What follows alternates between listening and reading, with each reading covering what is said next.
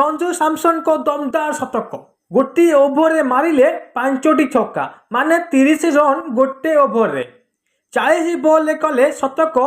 संजू सैमसन। हाँ दर्शक बंधु, टीम इंडिया तारका बैट्समैन संजू सैमसन विस्मयकर बैटिंग करी बांग्लादेश विपक्ष एक चमत्कार शतक हासिल कर हैदराबाद रे बांग्लादेश विपक्ष टी20 सीरीज तृतीय तथा शेष मैच रे संजू सैमसन तांको टी20 क्यारियर सर्वोत्तम इनिंग्स खेली मात्र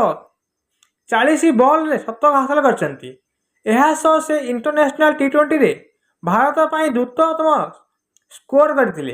एही इनिंग्स समय संजू गोटे ओवर रे लगातार 5टी छक्का मारिथिले।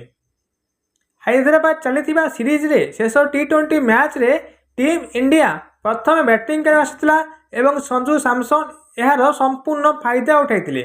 सीरीज प्रथम और द्वितीय मैच रे बड़ इनिंग्स खेलिया विफल होते। संजू तृतीय मैच रे स्कोर को सम्मान करी 6टी चौका मारी राजीव गांधी स्टेडियम में बसी दर्शक को